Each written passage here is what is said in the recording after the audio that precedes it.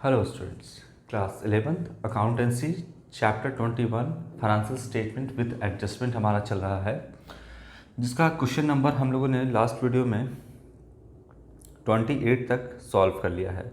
आज हम स्टार्ट करेंगे आपका क्वेश्चन नंबर 29 से।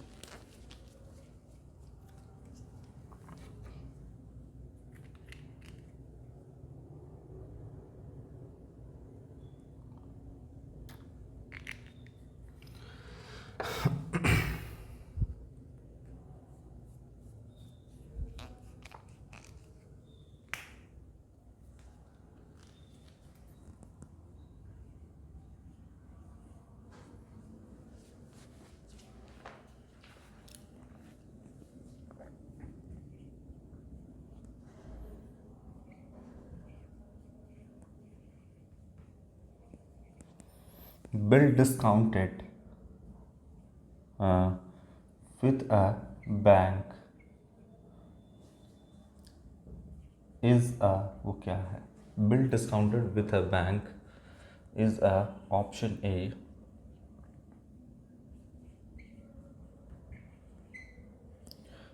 contingent liability,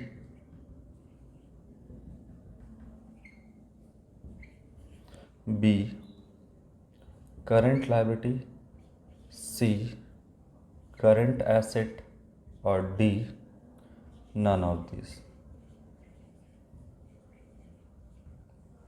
bill discounted with a bank, मैंने आपको ये क्वेश्चन शायद पहले भी बताया है कि बिल्स ऑफ एक्सचेंज में 3 पार्टी होता है। एक होता है ड्रॉअर, जिसके ऊपर बिल ड्रॉ किया जाता है वो होता है ड्रॉई, और जिसको पेमेंट मिलता है वो कहलाता है पेई। तो ड्रॉअर पेई हो सकता है, या ड्रॉअर किसी को बोले पेमेंट करने के लिए ड्रॉई को, तो वो जिसको पेमेंट करेगा वो कहलाएगा पेई। और ये जो बिल है साइन होकर के आ जाता है ड्रॉअर के हाथ में, ये बिल है। ड्रॉअर क्या किया? अच्छा, बिल का पैसा देना किसको है? ड्रॉई को देना है, यानी डेटर को देना है। ये तो सेलर है, ये सेलर है, और ये बायर है यानी डेटर है, कह सकते हैं। चूँकि बिल एक लीगल पेपर है, बैंक में जाकर के सेलर ने यानी ड्रॉअर ने इसे क्या कर लिया? डिस्काउंट करवा लिया। ठीक है, तो जाकर के बैंक से जब डिस्काउंट करवा लिया इसने, अल्टीमेटली पैसा देना किसको है? इसको। और कब देना है? तो ड्यू डेट को या फिर मैच्योरिटी डेट को देना है ना। ड्यू डेट को उसको पैसा देना है, और ये पहले ही डिस्काउंट करवा लिया जाकर के बैंक से। तो ड्यू डेट के दिन ये पैसा देगा या नहीं देगा, ये एक हो सकता है कि दे, हो सकता है कि इस बिल का सम्मान करते हुए, इस बिल का ऑनर करते हुए ये पैसा दे दे, या हो सकता है कि ये पैसा ना दे। ये फ्यूचर की बात है, और अभी इसने क्या किया है? बैंक से डिस्काउंट करवा लिया है। तो एक इसके ऊपर लायबिलिटी अगर होता है कि भाई वो पैसा रिकवर हो भी सकता है, यानी बैंक को मिल भी सकता है, या नहीं भी मिल सकता है। एक लायबिलिटी क्रिएट कर रहा है। जब हो भी सकता है और नहीं भी हो सकता है, तो ये सिचुएशन कंटीजेंट लायबिलिटी का है।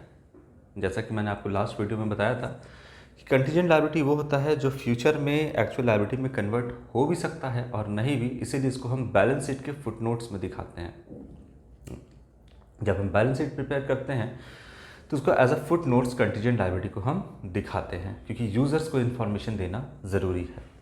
तो यहाँ पर जो बिल डिस्काउंट करवा लिया गया है पहले ही मैच्योरिटी डेट से, और अभी तक मैच्योरिटी डेट या ड्यू डेट आया नहीं है, तो ये आपका कंटीजेंट लायबिलिटी क्रिएट करता है। ऑप्शन ए करेक्ट होगा। चलिए,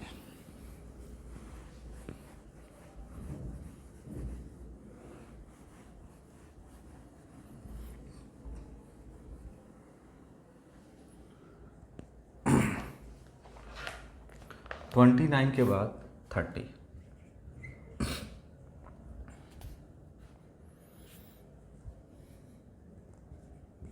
रुपीज़ 2500 स्पेंट यानी खर्च किया गया on the overhauling on purchase of second hand machinery.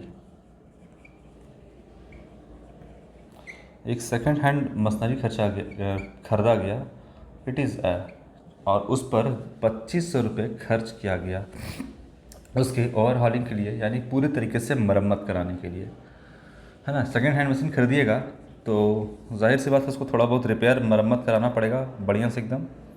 तो ये जो खर्च किया गया है 2500 रुपये, ये है आपका, बोलता है क्या है, ये कैपिटल एक्सपेंडिचर है,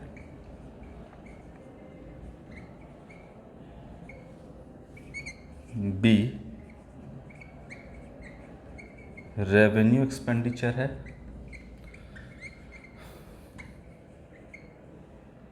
सी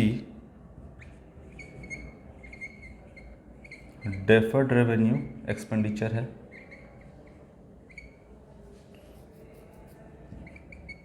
डेफर्ड रेवेन्यू एक्सपेंडिचर है, और डी कहता है नन ऑफ दिस, इनमें से कोई नहीं। बोलिए। 2500 रुपये खर्च किया गया है एक मशीन का।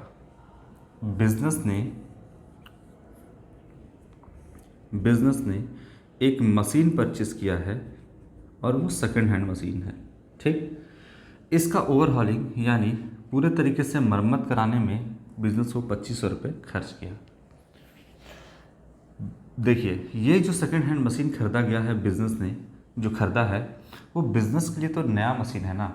भले ही आपने खरीदा है सेकंड हैंड, लेकिन बिजनेस के लिए तो नया मशीन है, और नया मशीन रनिंग कंडीशन में आने से पहले जो भी इस पर खर्च किया जाएगा वो मशीन के कॉस्ट में ऐड हो जाएगा।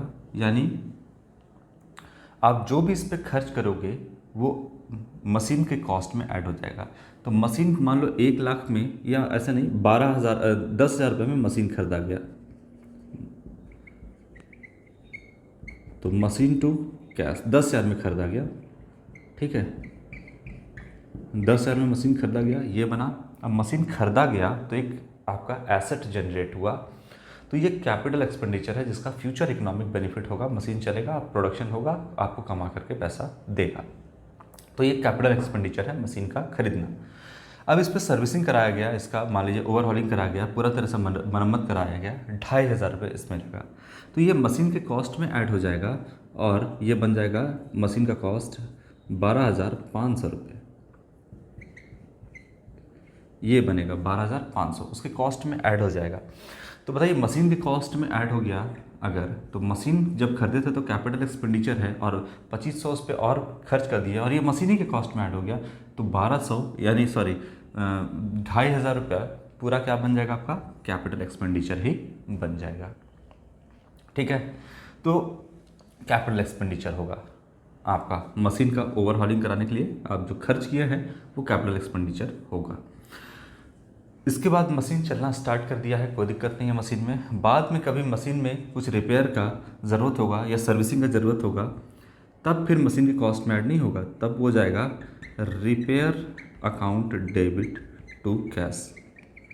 मान लो फिर से मरम्मत कराया गया, ओवरहॉलिंग, फिर से सर्विसिंग कराया गया मशीन का पूरा, और इस बार 1,000 खर्च हुआ, तो इस बार मशीन के कॉस्ट में ऐड नहीं होगा, बल्कि रिपेयर के नाम से यहाँ पे, यानी डेबिट और एक्सपेंसेस नॉमिनल अकाउंट से रिपेयर के नाम से डेबिट करेंगे। तो ये फिर क्या होगा, ये फिर आपका रेवेन्यू एक्सपेंडिचर होगा। जब बाद में कराएंगे तब, नया मशीन में कराएंगे, है ना, तो आपका कॉस्ट में ऐड हो जाएगा, तो ये हो जाएगा capital expenditure. Deferred revenue expenditure, यहाँ पर तो ये नहीं होगा, रेवेन्यू नहीं होगा, जब बाद में कराएंगे तब रेवेन्यू होगा। और डेफर्ड भी नहीं होगा, क्योंकि डेफर्ड रेवेन्यू एक्सपेंडिचर वो जो रेवेन्यू नेचर का ही होता है, पर उसका बेनिफिट आपको आगे आने वाले 4 साल, 5 साल, 7 साल में आपको देखने को मिलेगा। जैसे एडवर्टीजमेंट अकाउंट या एडवर्टीजमेंट सस्पेंस अकाउंट, वो सब आपका डेफर्ड रेवेन्यू एक्सपेंडिचर है, तो डेफर्ड रेवेन्यू भी यहाँ पे नहीं होगा। ऑप्शन ए कैपिटल एक्सपेंडिचर आपका करेक्ट ऑप्शन है। चलो क्वेश्चन नंबर 31 करते हैं।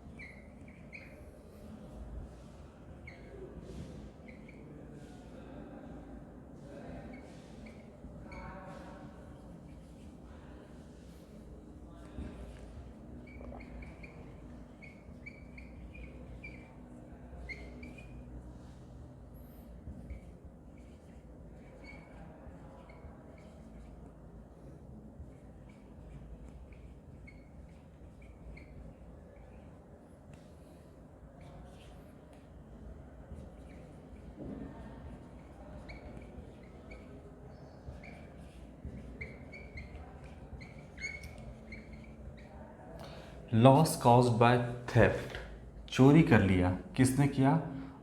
ऑफ कैश, कैश का चोरी हो गया by cashier after business hour. मतलब बिजनेस आवर जब ख़त्म हो गया उसके बाद, जब बिज़नेस चल रहा था, जो बिज़नेस आवर होता है जितना देर बिज़नेस काम करता है, उसके बाद जो है कैशियर ने क्या किया, जो है कैश का चोरी कर लिया। तो ये कौन सा आपका लॉस है? रेवेन्यू लॉस है, डेफर्ड रेवेन्यू है, या कैपिटल है? देखिए ये आपका नॉन रेकरिंग नेचर का है कि भाई बिज़नेस ख़त्म हो गया, बिज़नेस आवर हो गया और उसके बाद जो है वो पैसा कैश जो है वो चोरी कर लिया। तो जो नॉन रेकरिंग नेचर का होता है वो कैपिटल नेचर का होता है, तो ये कैपिटल लॉस हुआ। अगर बिज़नेस आवर में होता तो चलिए ठीक है, मान सकते हैं कि बिज़नेस आवर में कुछ पैसा निकाल लिया, बिज़नेस चल रहा है, तो ये फिर रेवेन्यू होता। ठीक है, डेफर्ड रेवेन्यू तो यहाँ पर नहीं होता, यहाँ पर बिज़नेस आवर में करता तो रेवेन्यू होता, और चूँकि बिज़नेस आवर के बाद किया है, कैशियर ने चोरी कर लिया है यहाँ पर, तो ये नॉन रेकरिंग नेचर का एक तरह से लॉस है, आपका कैपिटल लॉस होगा।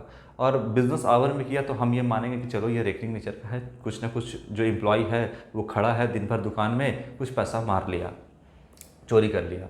तो बिज़नेस आवर में मारा तो चलो ठीक है, वो एक तरह से बोल सकते हैं कि रेगुलर नेचर का लॉस हो सकता है, कुछ पैसा निकाल लिया, रख लिया, है ना, और चोरी कर लिया कुछ पैसा बिज़नेस आवर में, बिज़नेस चल रहा है तो। लेकिन बिज़नेस आवर के बाद किया वो तो हमेशा नहीं ना कि भाई दुकान का जैसे आवर जो है वो ख़त्म हो गया, दुकान बंद होने को है और आपने चोरी कर लिया, तो वो नॉन रेकरिंग नेचर का है, वो कैपिटल लॉस की कैटेगरी में आएगा। तो क्वेश्चन नंबर 31 का सी हो जाएगा। 32,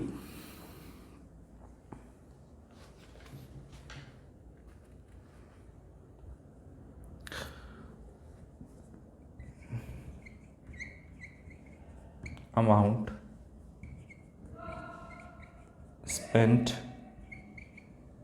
spent on increasing the seating capacity in a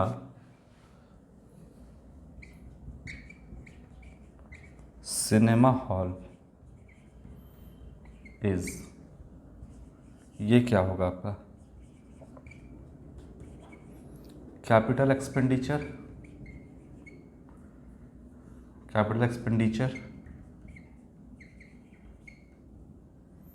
B revenue expenditure,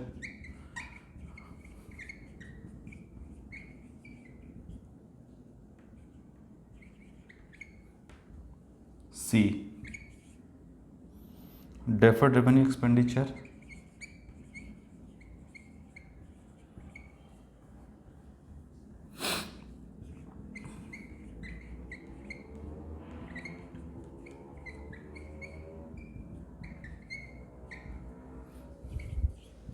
और डी कहता है नन ऑफ दिस।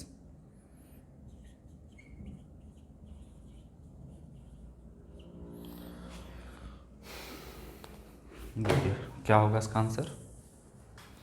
देखिए एक सिनेमा हॉल का जो सिनेमा हॉल है उसमें सीट है, मान लो 100 सीट है, और अब जो है हम क्या करने वाले हैं कि 100 सीट की जगह हम उसका कैपेसिटी बढ़ाने वाले हैं, और 100 सीट की जगह हम अब 150 सीट करने वाले हैं, 50 सीट इंक्रीमेंट करेंगे और बढ़ाएंगे। ठीक है, तो ये 50 सीट जो एक्स्ट्रा हम बढ़ाएंगे वो मेरा एक्सपेंडिचर होगा, मतलब खर्च करेंगे पैसा। तो क्या ये किस टाइप का मेरा खर्च होगा? डेफर्ड रेवेन्यू होगा, है ना? क्या इससे फ्यूचर में आगे आने वाले कुछ सालों में फ़ायदा होगा? फ़ायदा तो होगा, लेकिन इससे इमीडिएट फ़ायदा भी हो सकता है, फ्यूचर में ही नहीं। अगर सीटिंग कैपेसिटी बढ़ा दीजिएगा तो जहाँ 100 ही आप लेते थे और बाकी लोग सिनेमा जो देखने आए हैं, मान लो कि 500 लोग सिनेमा देखने आए, ठीक है, और 500 लोग सिनेमा देखने आए, जिसने टिकट लिया 100 टिकट बिका, काउंटर बंद, तो बाकी 400 लोग तो बाहर रह गए ना। ठीक है, अब आपने क्या किया कि 100 से मान लो कि 300 सीट कर दिया, तो पहले था 100 और काउंटर बंद, अब 200 सीट और कैपेसिटी बढ़ा रहे हैं एकदम, है ना, लाइन से एकदम उसका और बड़ा कर रहे हैं बिल्डिंग को, और कैपेसिटी सीटिंग कैपेसिटी बढ़ा रहे हैं 200 से। अब 500 लोग खड़ा होंगे तो कितना का टिकट बिक जाएगा आपका? 300 टिकट आपको बिक जाएगा, फिर भी 200 रह जाएगा, लेकिन सीटिंग कैपेसिटी बढ़ाएं तो इससे आपका खर्च हुआ पैसा, 200 सीट बढ़ाएं तो पैसा खर्च हुआ, एक्सपेंस होगा ना, एक्सपेंडिचर होगा, जितना भी पैसा लगा होगा ये हो गया एक्सपेंडिचर कैपेसिटी बढ़ाने में। इससे जो एफिशिएंसी है बिजनेस का वो बढ़ा, इससे फ्यूचर इकोनॉमिक बेनिफिट हुआ। तो इसे हम कौन सा एक्सपेंडिचर बोलेंगे? कैपिटल एक्सपेंडिचर बोलेंगे, है ना, जिससे फ्यूचर इकोनॉमिक बेनिफिट हो किसी भी तौर पे। कैपिटल एक्सपेंडिचर क्या होता है? या तो कोई एसेट जनरेट होता है या फिर जो मौजूदा एसेट है उसकी अगर एफिशिएंसी बढ़ती है तो उस पर किया जाने वाला खर्च कैपिटल एक्सपेंडिचर ही कहलाता है। तो ये आपका जो है कैपेसिटी बढ़ गया, एक तरह से एफिशिएंसी बढ़ गया, कमाने का जरिया बढ़ गया, तो ये कैपिटल एक्सपेंडिचर है। रेवेन्यू एक्सपेंडिचर नहीं है ये, डेफर्ड रेवेन्यू भी नहीं है। रेवेन्यू कब होता? रेवेन्यू एक्सपेंडिचर क्या होता? अब मान लो कि हॉल में आपका 300 सीट है, सिनेमा हॉल चल रहा है ना, और रेवेन्यू एक्सपेंडिचर कब होगा? जब सीट को रिपेयर कराया जाएगा, है ना, या फिर आपका सीट 300 सीट है, अभी सीट का रिपेयर करवाया गया, उसका नट बोल्ट कसा गया, उस पर कवर लगाया गया, तो ये सब रेवेन्यू एक्सपेंडिचर होगा, उस पर खर्च किया गया, लेकिन इससे बिजनेस का कैपेसिटी नहीं बढ़ा। तो अगर आप मेंटेनेंस के लिए खर्च कर रहे हैं, सीट का रिपेयर करा रहे हैं, मान लो सीट बहुत सारा 100 सीट जो पुराना वाला सीट था ये टूट फूट गया और इस पर भी आपने खर्च किया पैसा, इसको भी रिपेयर करवाया, तो यहाँ पर भी एक्सपेंडिचर हुआ कि नहीं हुआ? हुआ। लेकिन ये कैसा एक्सपेंडिचर हुआ? रेवेन्यू एक्सपेंडिचर हुआ। ये कौन सा एक्सपेंडिचर हुआ? रेवेन्यू। आपका इसने मरम्मत कराया, और जो कैपेसिटी बढ़ाया वो हुआ कैपिटल एक्सपेंडिचर। ठीक है, तो इसका फ़ायदा आपको तुरंत देखने को मिलेगा या कोई फ्यूचर में देखने को नहीं मिलेगा, इसलिए डेफर्ड रेवेन्यू एक्सपेंडिचर ये नहीं हुआ। इसके लिए आपका कैपिटल एक्सपेंडिचर हुआ, और अगर 100 सीट जो पहले से था उसको रिपेयर कराया तो रेवेन्यू एक्सपेंडिचर हुआ। यहाँ पर पूछ रहा है कि इंक्रीजिंग द सीटिंग कैपेसिटी अगर बढ़ रहा है तो ये कैपिटल एक्सपेंडिचर होगा, क्योंकि इससे फ्यूचर में इकोनॉमिक बेनिफिट होगा। ठीक है, तो कैपिटल एक्सपेंडिचर है।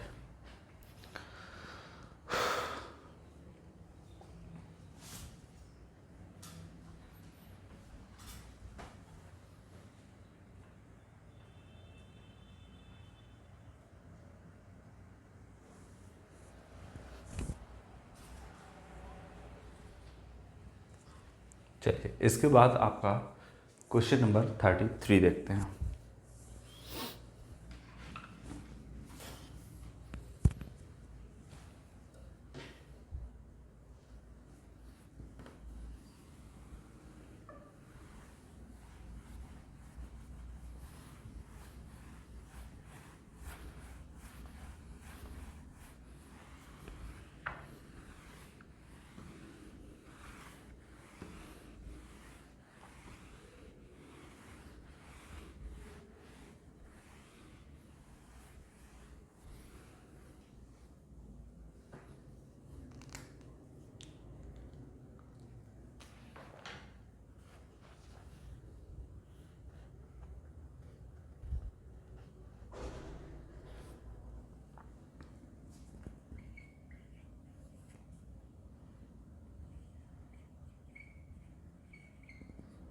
रिकवरी ऑफ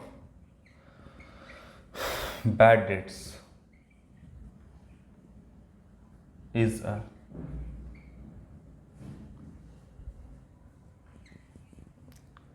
कौन सा रिसीट है? रेवेन्यू रिसीट है। बी हो गया आपका कैपिटल रिसीट। सी हो गया आपका कैपिटल एक्सपेंडिचर, और डी हो गया आपका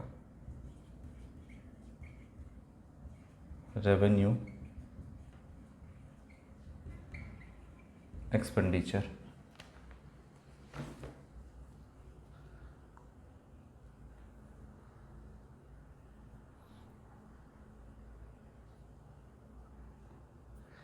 रिकवरी ऑफ बैड डेट, देखिए आपका पैसा डूब गया और फिर वो पैसा बाद में नेक्स्ट ईयर जो है मान लीजिए रिकवर हो गया, तो ये रेवेन्यू नेचर का होता है, क्योंकि कुछ डेटर हो सकता है, ऐसा होता है कि कुछ डेटर जो है नहीं देते हैं साल के अंत तक पैसा, तो आप उसको बैड डेट मान लेते हैं। लेकिन ज़रूरी थोड़ी है कि वो एकदम ना ही दे, हो सकता है कभी आकर के वो पैसा दे दे, तो बैड डेट रिकवर भी हो जाता है। तो ये ऐसा नहीं है कि नॉन रिकरिंग नेचर का आपका इनकम है या रिसीट है,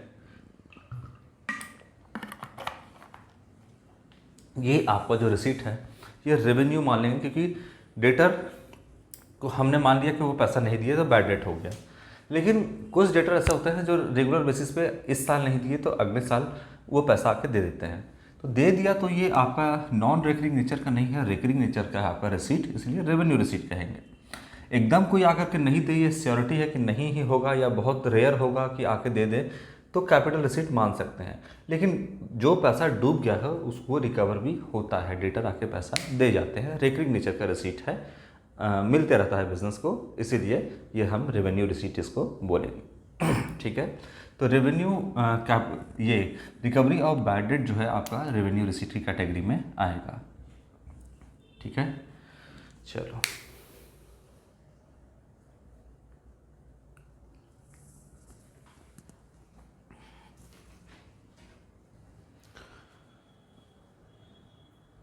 क्वेश्चन नंबर 34 क्या कहता है?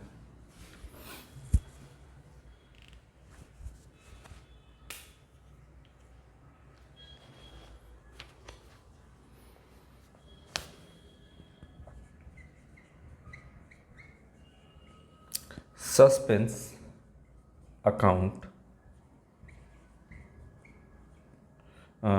appearing in the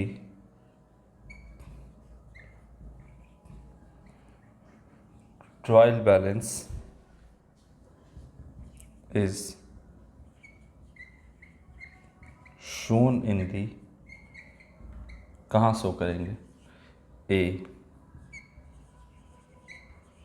laser, B trading account, C profit and loss account, और डी बैलेंस शीट। तो आंसर होगा आपका बैलेंस शीट। देखिए, ट्रायल बैलेंस को ज़बरन टैली करवाने के लिए हम सस्पेंस अकाउंट ओपन करते हैं। वो डेबिट साइड में भी हो सकता है और क्रेडिट साइड में भी हो सकता है। ठीक है, जब ट्रायल बैलेंस नहीं मैच करता है तो अकाउंटेंट पूरा एफर्ट लगाता है कि क्यों नहीं मैच कर रहा है, लेकिन फिर भी उनको फाइनेंशियल स्टेटमेंट प्रिपेयर करना है। और जब नहीं होता है तो वो क्या करता है कि जिस साइड कम पड़ रहा है, मान लो डेबिट साइड कम पड़ रहा है, तो यहाँ पर सस्पेंस अकाउंट ओपन कर देगा। मान लो इस साइड आपका 1000 है और इधर 900 है, तो 100 रुपया से डेबिट साइड में सस्पेंस अकाउंट ओपन कर देगा।